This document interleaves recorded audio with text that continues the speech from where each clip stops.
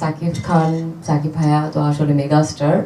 তো আমি ওনার সাথে ফার্স্ট মুভি করতে পারছি বাংলাদেশে, এটা আমার জন্য। মেগাস্টার শাকিব খানের রকস্টার সিনেমার নায়িকা তানজিয়া জামান মিথিলা এবার মুখ খুলেছেন তার আপকামিং সিনেমা রকস্টার নিয়ে। কি বলেছেন তিনি রকস্টার নিয়ে, কিভাবে এই সিনেমায় যুক্ত হয়েছেন তিনি, এছাড়া মেগাস্টার শাকিব খানকে নিয়ে তার অভিমত কি, এই সব কিছু এবার শুনবো তার মুখ থেকে। তারপর এ বিষয়ে বিস্তারিত আলোচনা হবে। তো চলেন শুরুতে তানজিয়া জামান মিথিলার মুখ থেকে রকস্টার সিনেমা নিয়ে বিস্তারিত জেনে আসা যাক।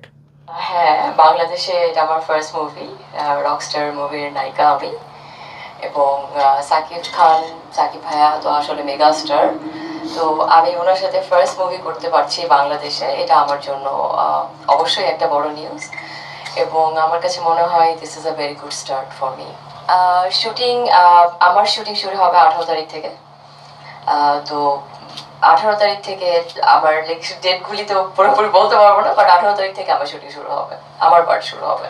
আমি যখন মিস ইউনিভার্সের জন্য বাইরে ছিলাম, তখনই আসলে ওরা আমার সাথে রকস্টার মুভির ডিরেক্টর যে রুশো ভাইয়া, উনি আমাকে অ্যাপ্রোচ করেছে যে আমি ইন্টারেস্টেড কিনা। তো আমি বলছি যে হ্যাঁ, কেন না, অবশ্যই করতে চাই, মুভি তো। আর আমার তো আসলে অ্যাক্ট্রেস হবারই ইচ্ছা ছিল after my miss universe journey. তো তখন আমি বলছি যে হ্যাঁ করতে চাই, তখন আমি আর না করিনি, আমি বলছি হ্যাঁ করবো।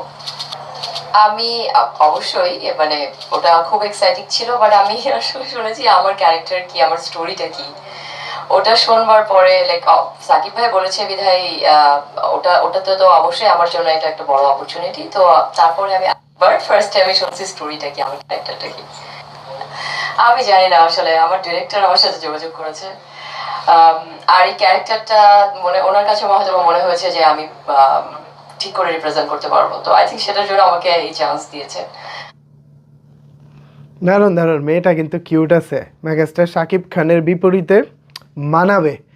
আর তার উচ্ছ্বাস তো দেখতেই পাচ্ছেন, এটা স্বাভাবিক। যে কোনো নতুন নায়িকা মেগাস্টার শাকিব খানের বিপরীতে সুযোগ পেলে তিনি তার মতো করে উচ্ছ্বাস প্রকাশ করেন, এটাই স্বাভাবিক। তো মিস ওয়ার্ল্ড নাকি মিস ইউনিভার্স তিনি একটা কিছু বললেন।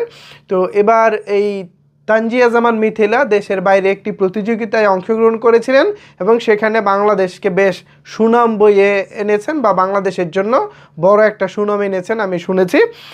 এই নায়িকা সম্পর্কে এর আগে থেকে আমি খুব একটা জানতাম না। মেবি তিনি প্রথমবারের মতো বাংলাদেশের কোনো সিনেমায় কাজ করতে চলেছেন এবং প্রথম চান্সেই মেগাস্টার শাকিব খানের বিপরীতে। এটা আসলে তার ভাগ্য অনেকটা ভালোই বলা চলে, কারণ এরকম সুযোগ তার সবাই পায় না।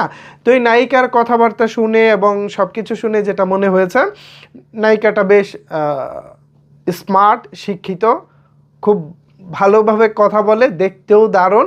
সব কিছু মিলিয়ে আমি আশাবাদী রকস্টার নিয়ে। এখন এই নায়িকাকে নিয়ে আসলে আপনাদের মতামত কি জানাতে পারেন আপনার মতামত। আরেকটি কথা, উনি এবং সাবিলা নূর দুজনেই কিন্তু থাকছে রকস্টার। আবার সাবিলা নূর থাকছে কি থাকছে না এ বিষয়ে আবার কেউ গুলিয়ে ফেলবেন না যেন।